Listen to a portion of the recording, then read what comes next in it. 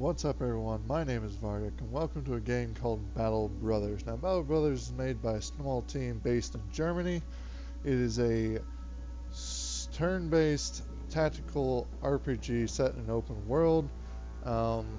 Think of it kind of like Final Fantasy Tactics if you remove the story and set it in an open world.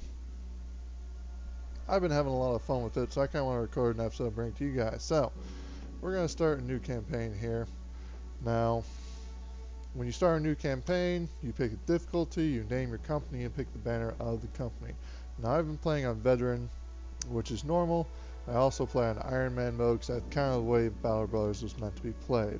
Now, what I have been going with has been, I named the company the Iron Boars, and then I pick the boar flag here, which is, there it is. So this is what I've been going with. It's what we'll be going with today. So let's head and get into it. So,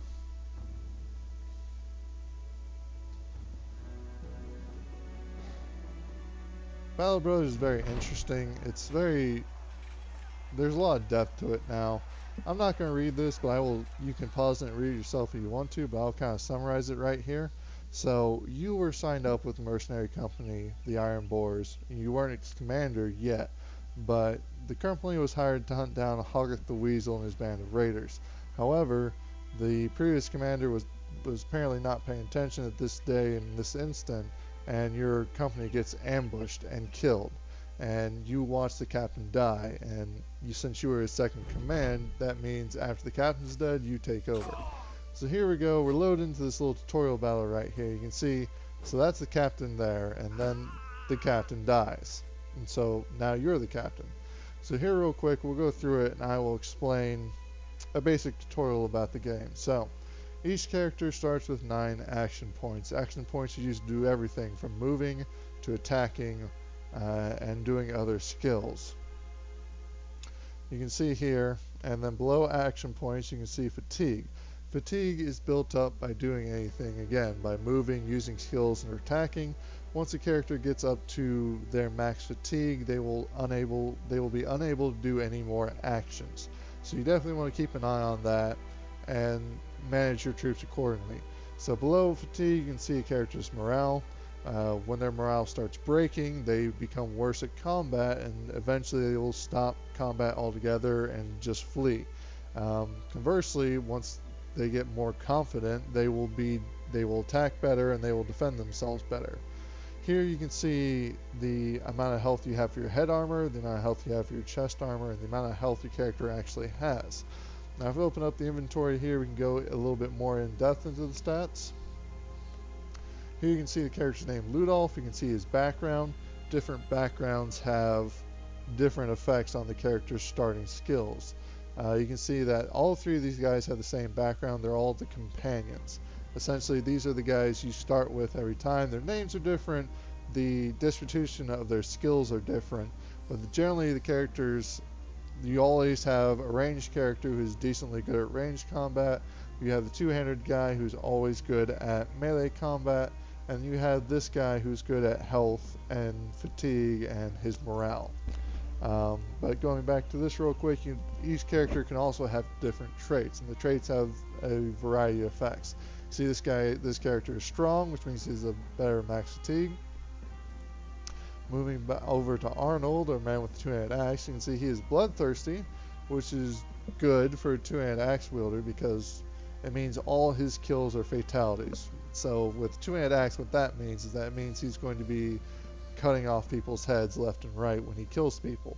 He's also eagle-eyed, which gives him a +1 vision range. And then you have Berengar here, who has no traits. But going back to the stats, here you can see a character's resolve. So resolve is tested when the character sees an ally die, an enemy die, or if he sees someone take a lot of damage in one attack. Then the character's his resolve is tested. Now, if he's seeing an ally die or seeing an ally or himself take a whole lot of damage and he fails his resolve check, he moves towards breaking and fleeing from combat. Or if he sees enemies dying, then he becomes more confident in himself and his allies. Below that, you can see character's initiative. Higher initiative, the faster they go in the turn. Melee skill determines how much the chance you have to hit someone in melee combat. Similarly, the range skill determines how well you can hit someone with a ranged weapon. These two, you have melee defense, which is pretty straightforward. Range defense is also straightforward. Then here, you can see the different stats for weapon. You can see the crossbow does 30 to 50 damage. This here is its effectiveness versus armor. So you can see this character is equipped with a thick tunic. So if he takes a hit to his chest, damage is first applied to the armor, and then after the armor is dead, damage is then applied to his actual hit point value. So you can see the crossbow does 60% damage to armor. But the other thing about weapons is that a certain percentage of the damage will just ignore armor. So crossbows are very good at shooting people who are very heavily armored because 50% of the damage done by an attack ignores armor. Here, below the effectiveness versus armor, you can see the chance to hit the person's head, and again, the vision radius. So, you can see here, Ludolf, our guy with crossbow. Oh, I should explain that the stars next to some of the skills represents the character's like natural talent with those skills. So when you level up in this game, you can choose to level up 3 of 6 different stats. Now, a character who has stars next to his stats is generally going to have a higher bonus per level to those stats than, ones he doesn't have stars in. So this character, he has decent range skill. You can see he's good, so he will increase quickly. He's also good at range defense and initiative. Arnold, our two-handed axe wielder, is very good at melee combat and melee defense, and he's also decent at resolve. And then you have Berengar here, our sword and board guy. He's good at health. He's good at fatigue.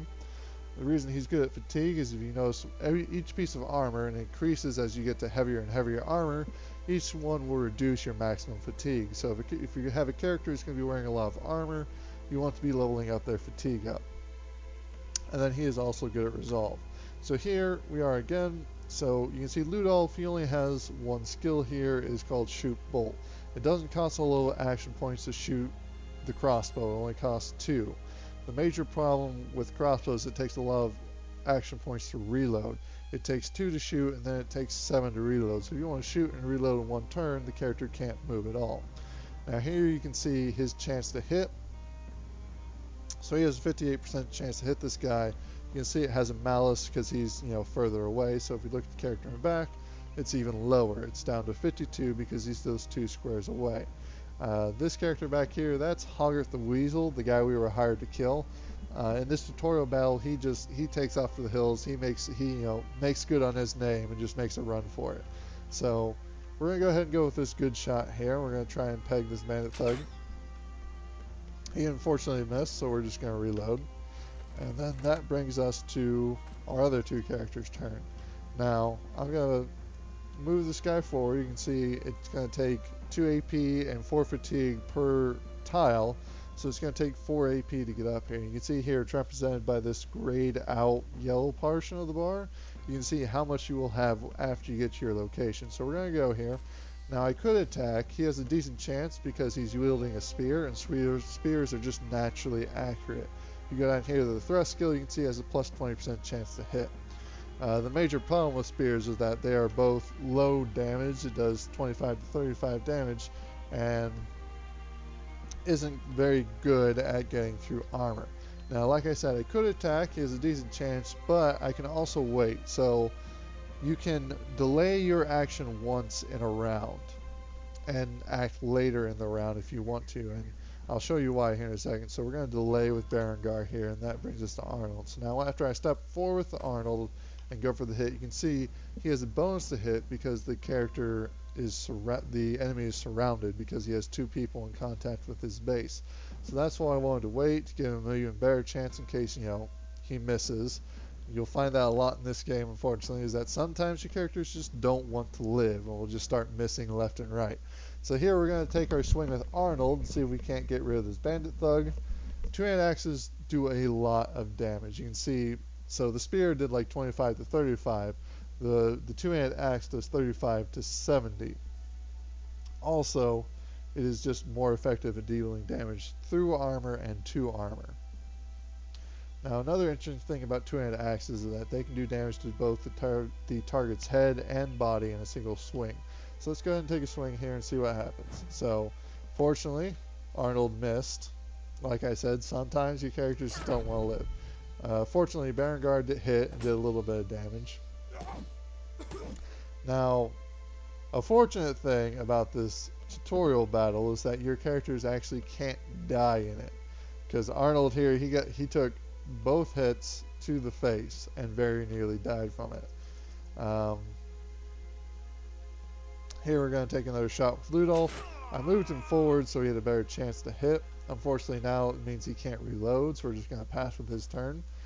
And so now we're back to Arnold. So here Arnold is, you can see he's lower on morale. He is actually one step away from breaking and fleeing. So he is at, the morale state is called breaking.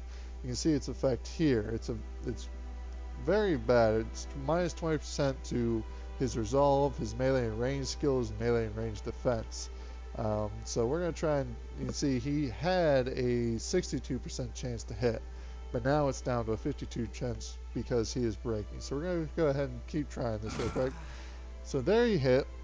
There's a little event log up here. You can see that he hit the head armor for 20, which killed the armor. Then he continued and hit the head for actual 55 damage, which killed the bandit thug. And since Arnold has the bloodthirsty trait, it means that he did fatality, which was chopping the man's head off. So here we're going to take his other step forward, so we keep the surrounded bonus. You can also see that he went from breaking to wavering. So instead of having the minus 20% to all his skills, he has a minus 10%. So that's good. Here you can see the bandit thug is also wavering. So Berengar is here is going to attempt to stab him. We got one hit in to his chest. So both thrusts hit his chest. So like I said, your characters in this tutorial battle, even they can try as hard as they want, but they cannot die. So Arnold normally would be dead at this point. You can see, because he got stabbed and it did more damage than he had health left. Unfortunately, he can't die because of the tutorial battle. So we're going to head and we're going to see if we can't finish this thing out. Like I said, sometimes your characters just want to die and they take every opportunity. So there we did a shot, and this brings us to the post-battle screen. Here you can see how many kills that character got during the course of battle. This is how much damage they did. You can see it breaks it down, how much health point damage and then how much armor damage they did. This is the amount of XP they got. You get more XP if you get kills and do damage. That's why Arnold and Ludolf got more XP than Berengar. Even though Berengar did the most damage in the battle, he didn't get any kills, so he got a little bit less XP. And then this is how much damage they received. You can see here that Arnold took 119 damage. And I can guarantee Arnold does not have 119 hit points, so he should have died. So after statistics, you get to what loot you find during the battle. We just picked up the enemy's wooden fail, and that's all we found. So that's the end of the battle. So now we are thrown out into the open world of the game. You can see it's quite large. Every time you start a new campaign, it generates a new map for you. You can see it has these different towns. The towns are all placed randomly, and then some towns are controlled by noble houses. Those are the ones that have the different flags on it. And so real quick, let's run through this. So up at the top left, we have the crowns, which is your money. It gives you a small budget right there at the bottom where it says how much you pay out per day, and then it gives you a breakdown with your current amount of money, how many days you can go before you're out of money. Provisions do the same thing. It takes about 2 provisions per day to feed a average man. However, if you're on more difficult terrain, it takes more provisions to feed them. Say if I was running through the swamp area here, or if we were climbing up over these mountains, the characters need more than 2 provisions, so you'll go through your stores faster if you're on rough terrain. Beside that is tools and supply. You need tools and supply to repair your armor and your weapons. You can see here, you can see the durability of the weapon. It's at 75%, so he's going to take some tools and he's going to repair that. So you want to make sure, and then this is ammunition.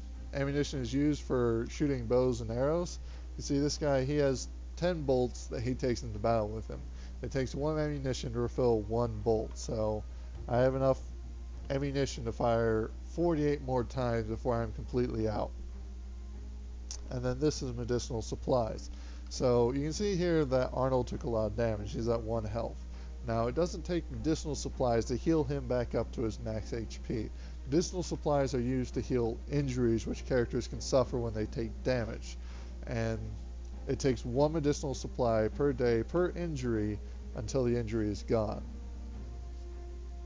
Now, you want to make sure you keep your stocks well supplied, because if you run out of money or food, your characters will start deserting you. If you run out of tools or ammunition, your armor will go into battle broken, and your weapons can break in the middle of battle if they have low durability. And if you don't have ammunition, then your ranged characters aren't going to have anything to shoot at the enemy. And then if you don't have any medicinal supplies, your characters are going to keep their injuries, and it's just not a fun time.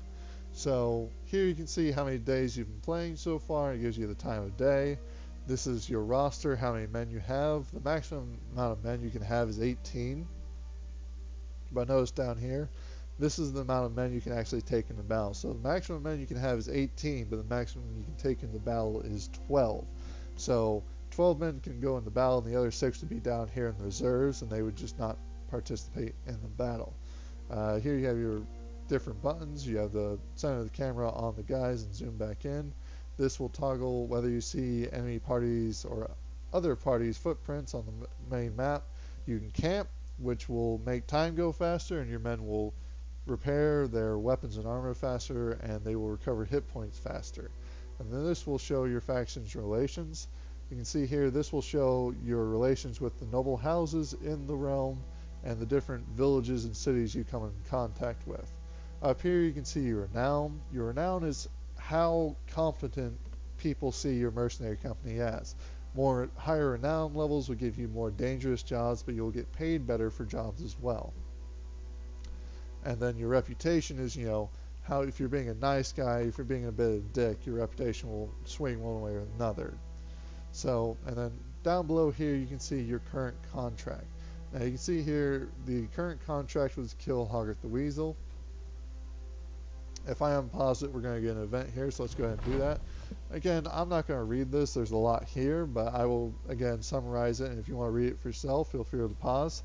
So the summary is that most of the company lies dead.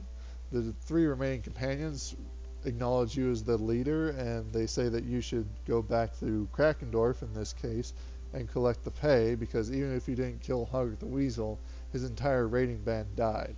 So we're going to head back to town. You can see here the contract in the top right updated. You can see it says return to Krakendorf to get paid, and so we find that on the map, which you can see here, the spinning coin.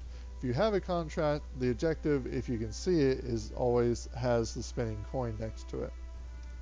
So I'm going to click on Krakendorf, so my guy will start pathing there. Different terrains affects the party's movement speeds. You can see passing through the strait there, I move slower, and then once I got into the grasslands, I'm moving faster now. And then the party will auto path to a destination the quickest way it knows how to. So as you can see there, avoid the different swamps because it would have moved slower. So we turn to Krakendorf, and this is, again, not going to read it, feel free to pause if you want to. The merchant, who in this campaign, his name is Valdemar of Krakendorf. He agrees to pay us because we killed all of Hoggart's men. So we're going to get 400 crowns because he promised 100 crowns for every man. Since there's the 4 of us left, we only get the 400 crowns. Now he's asking if we want to hunt down Hoggart and kill him for more money. Now, I normally go with it. You can say no and just head out into the open world if you want to. This gives you a little bit of structure and it helps with the tutorial, so we're going to go say yes, we have unfinished business with Hoggart. He's like, alright, he's going to need a couple days so we can find out where Hoggart has holed himself up to, and he suggests that you hire more men and head to the city to see if you can't get some better arms and equipment, and so that's what we're going to do. So we go into town here. You can see it displays your stocks at the top. You can go to your inventory here if you want to. And then every town has a random set of buildings in it. Since this is a harbor town, it has the harbor, which you can use to fast travel to different locations around the world. Every town has a marketplace, which is where you can buy equipment and armor and then supplies. And every town has the place where you can hire more men. So here, each of these characters has a different background, and you can see how much it costs to initially hire them and how much it costs to maintain them. Now, one thing I've noticed after playing for a while is that the initial cost represents how well the character is equipped. You can see here that this character isn't very well equipped. He just has a tattered cloth shirt on, which is why his initial hiring fee is so low. It's also affected by their backgrounds. He is a beggar, which means you can see he has lower resolve, lower hit points, and lower max fatigue. So he's not a very good character to hire, but if you just need a warm body, he's a good one to pick up. And then the daily wage cost generally represents how skilled the character actually is. So the higher skilled characters with the better backgrounds will take more money to maintain. Now, of these guys here, I think we're going to pick up Bernard the Brave. He's a vagabond, which just gives him higher max fatigue. We're going to pick up Joss the Fearless. He is a gravedigger, which gives him higher resolve and higher max fatigue. So here we can see Bernard the Brave, instantly enough, he is brave, which gives him +5 resolve.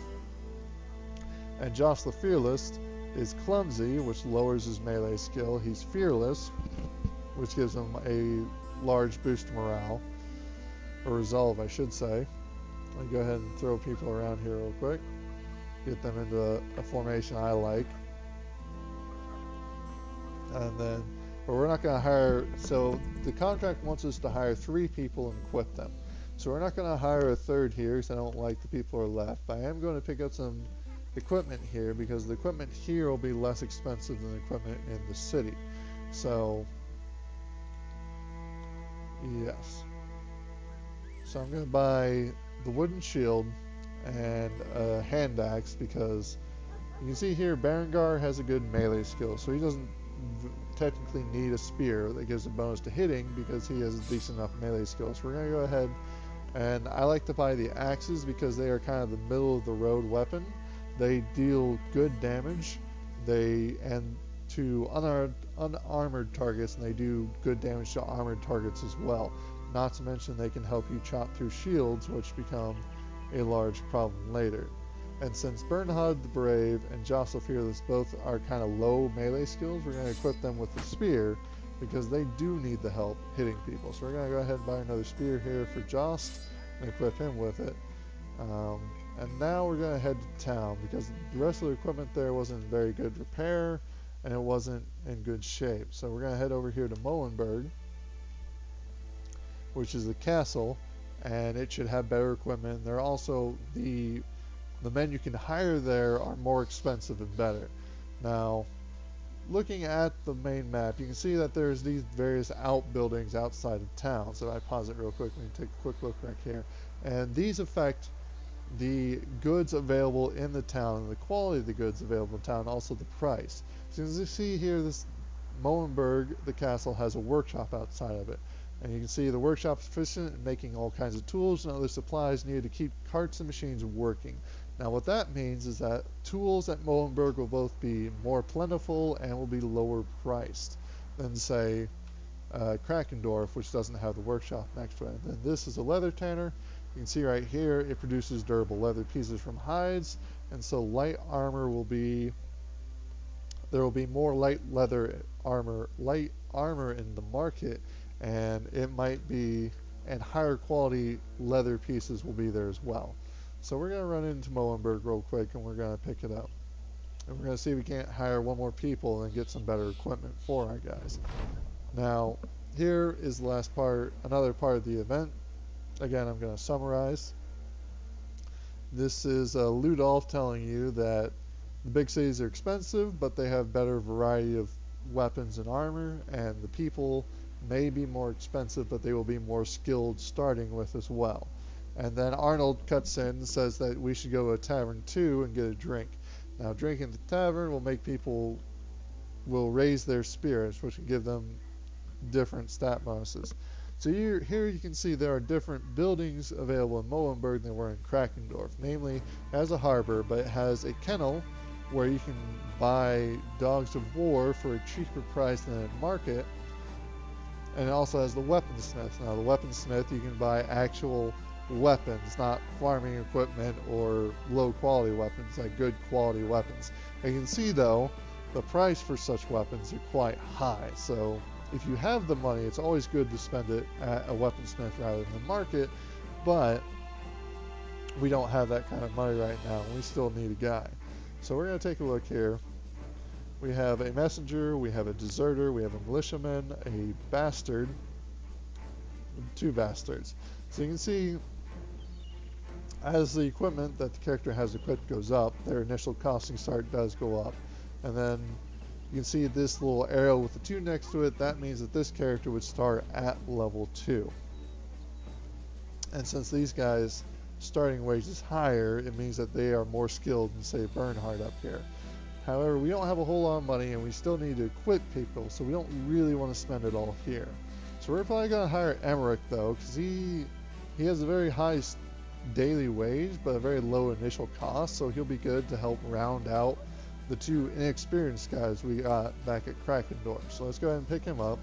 See here, he is dumb, which means he gets experience slower, but he is a brute, which gives him less melee skill, but when he hits a person's head, he does 15% more damage. So looking at his stats, he's not bad. So that's good. We got someone who's not too bad, and we're going to see what the marketplace has. And like I said, since there was this leather tanner outside of town, you can see that it actually has some actual leather pieces. So we're going to go ahead and pick those up, because one of the most important tips I can give to you if you want to play this game is don't skimp on your armor, because armor is what's going to keep your guys alive. So we bought the 2 padded leather pieces, and you can see it has more armor hit points than, say, what Bernhard was wearing before. It has 30 more, so we're going to equip him with that. And then we're going to equip one of these 2. Probably just kind of hand the armor down as it goes. Now we don't need the wooden flail, we don't need the wooden stick, and we don't need the tattered sackcloth. We'll go ahead and sell those. The last thing we need is a weapon. Now for starting off, this is the formation I like, where I have the 3 guys up front with sword boards to create the shield wall, and then I have these 3 in the back. One guy's ranged, the 2-handed axe guy who kind of flanks around, and I like to have a polearm in the back. So we're going to buy a pitchfork, and the reason I like having a pitchfork is that he has a range of 2, so he can just strike over the shoulders of his fellows and hit people in the front. So we're going to buy some hats here because people are not equipped with them. And if you don't have a hat, if you get hit in the head, you're going to take a lot of damage. So we'll equip those guys. Now, if we look at our tools and supplies, we can see that we actually have to repair some stuff. And we're going to use 7 of our 18. So that's going to leave us kind of low. So I'll probably buy another set of tools and supplies just to keep our number up. And then that's probably all I'm going to spend that time. Not that I could really spend a whole lot more. You can see our crowns are we spent about 2,000 in between Krakendorf and Molenberg. So we're down to 400. So we need to relax our spending because we still need to keep our mercenaries paid. So now you can see, now that we hired 3 additional men and equipped them, the contract is updated. Now we need to return to Krakendorf to see if he has found Hoggart the Weasel. So that's what we're going to do.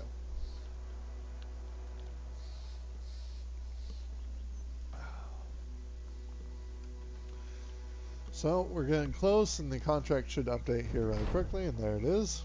So, Baldemar of Krakendorf says that he knows where Hoggart is holed up, and Tells us he wants us to go kill him. And then it updates on our map where Hoggarth's refuge is. You can see it's up here. It has the spinning coin, which lets us know it's the next part of our contract. So we're going to start heading up there. Now we can't see the garrison now. When we get closer though, we should be able to see what the garrison made of. Unfortunate thing is we're crawling over some rough terrain here, and it's going to take us a while. So we might not get there before night falls. Now, fighting at night is not necessarily a bad thing. The thing you just have to realize is that your ranged characters will not be very good at night because they have a minus 50% to their skill. But here we are. We can see what the garrison is. We have a few bandit thugs and a bandit marksman. Now, a few can mean from 3 to 4, and just the a bandit marksman obviously only means that there's just the one. So we'll get into this battle. Now, unfortunately, you can see that there's a very large terrain difference because we're up in the mountains. And unfortunately, they have the high ground. So they are probably not going to come down towards us, and we're going to have to assault their hill. And they're going to have the archer rain down on us. Now, when you shoot at someone at a lower elevation, you have a much larger chance to hit them. So you can see there, they just shot. Well, they are kind of coming down, so we're probably going to set up on this side of the hill and let them come up to us. So we'll start setting people up. And this is Berengar. So as I said, this is an actual injury. You can see his pierced arm muscles. Invariably they have malices to certain skills. The pierced arm muscles reduces his melee skill and range skill. It also tells you how many days it'll take to heal. Now, since he's going to have a hard time hitting people, I'm probably just going to use the shield wall skill here.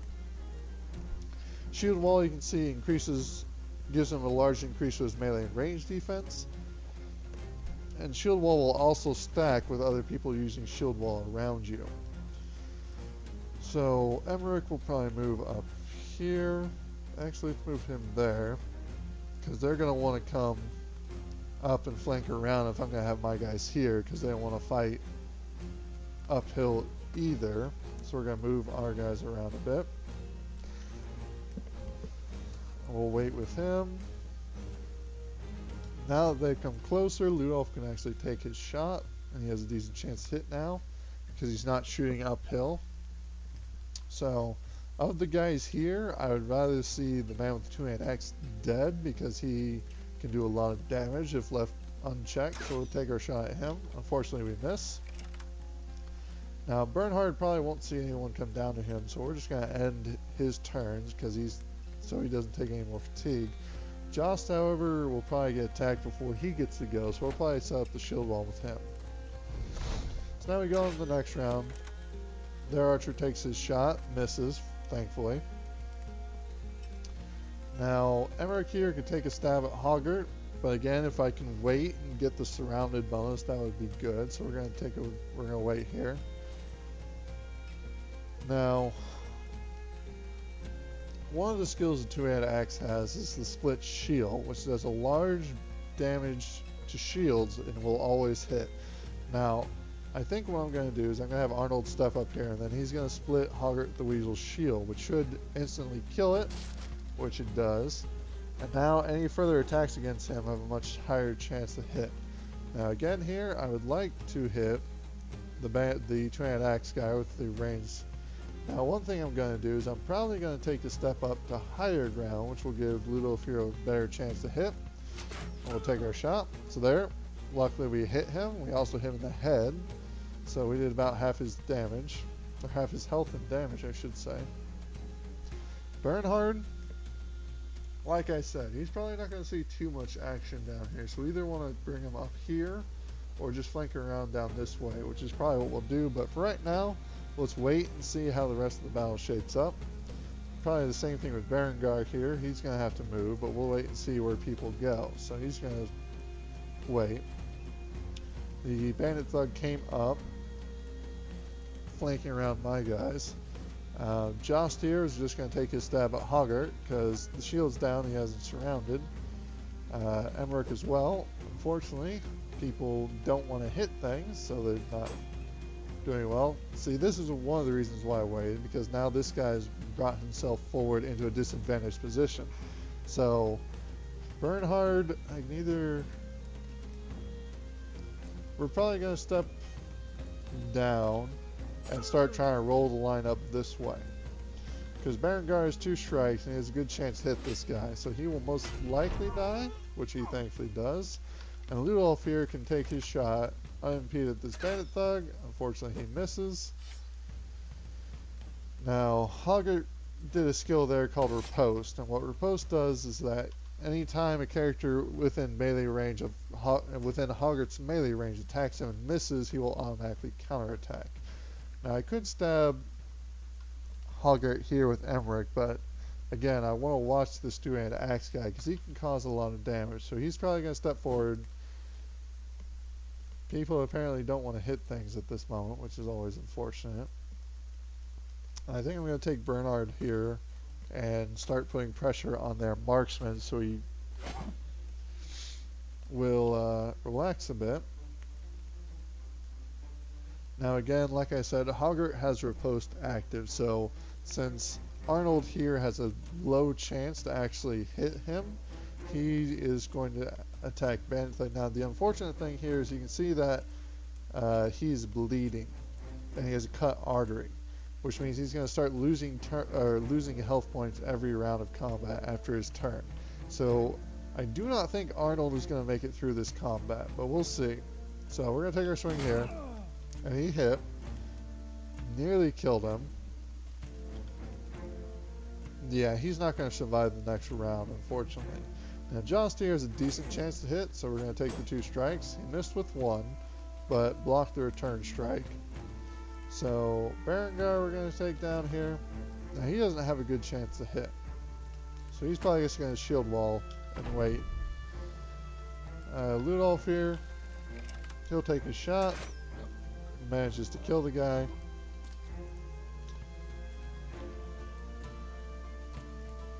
We're going to try and kill Hoggart here because he's... So again, I did not think that he was going to make it, which is unfortunate, but it is what it is. We'll move forward here so we keep this bandit thug locked in place and have the high ground, so we're going to go ahead and take a shot at him. Fortunately miss. You can see the unfortunate thing is these 2 enemies are confident, which means they have the plus 10% to all their skills. So we're going to have to be careful. But we're going to try and get Hoggart taken care of here.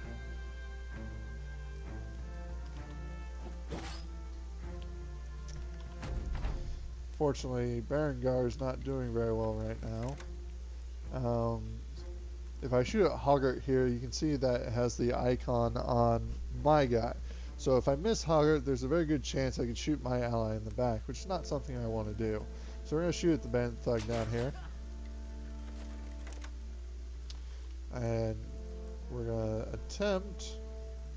Let's go ahead and try and get rid of the bandit thug and just focus on Hoggart. So the bandit thug on the low ground dies. And that frees up Bernhard here to... We'll probably keep putting pressure on the marksman so he doesn't have a chance to shoot down at our guys. Meanwhile, we're going to... So I could try and stab him, but since he is both confident and on the high ground, Berengar here doesn't have a good chance to hit him. So we're going to try and do the knockback here, which is going to attempt to knock Hoggart back and into the low ground. So there you can see we hit, so he gets knocked in the low ground, then we'll step forward to lock him in place. Now Berengar here, you can see, like I said, you want to keep an eye on your character's fatigue, and he doesn't have a whole lot of fatigue. So he's probably not going to move forward this turn. And he's going to wait this one out. So now we're here. We're going to move forward.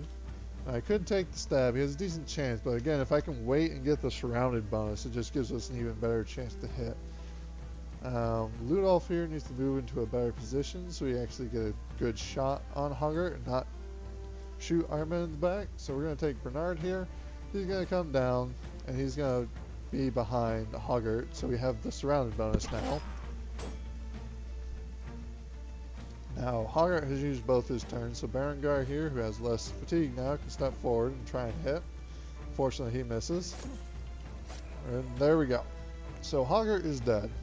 Another thing to notice is after you kill about 75% of the enemy forces, the remaining forces will just attempt to flee. So he is just running back here, and we're not going to catch him. So we're just going to wait down here. Everyone's going to pass, and after this, you should ask us if we want to try and run down the enemy or let them go. See, there it is. So we're not going to catch the archer. He has too big of a lead on us anyway, so we're just going to say it's over and end combat. Now, when a character gets knocked down in combat, if he is killed by fatality, he is always dead. But if he's not killed by a fatality, he has a chance to come back after combat ends. Unfortunately, Arnold failed that chance and died. So we no longer have Arnold. However, we did get some decent loot.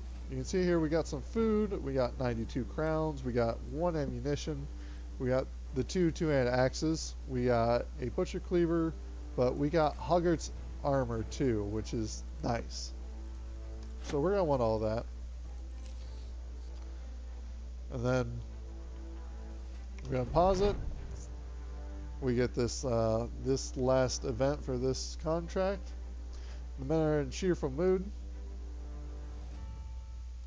So we're going to head back to Krakendorf and we're going to get paid.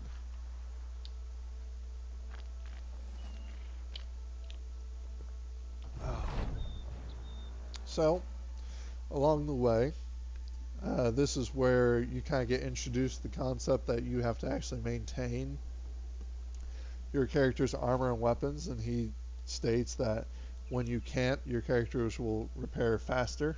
So you can see here it says it will take 18 hours and require 6 tools and supplies. Now if I camped, it would still take the same amount of tools and supplies, but every hour would count as 2 hours while you're camped towards repairing all your equipment. And here you can see, since Berengar here has the injury, we mouse over our medicinal supplies. You can see it's going to take 2 to 4 days to heal, and like I said, it's 1 additional supply per day. So it's going to take 2 to 4 medicinal supplies. So here, you turn in Hoggart's head to the merchant, Baldemar. And so he pays you. And you kind of... So that is essentially the end of the tutorial. And you are now left in the open world that is Battle Brothers. So from this point on, you go to different towns, you look for different contracts, you get paid from contracts or just from finding enemies out in the wild and killing them, and you try and get more men and more equipment. The end goal of the game is kind of up to you. At this point, there isn't a set end goal to the game, so the game is what you make of it. However, this has been going on for a while, so I'm probably going to end the episode here.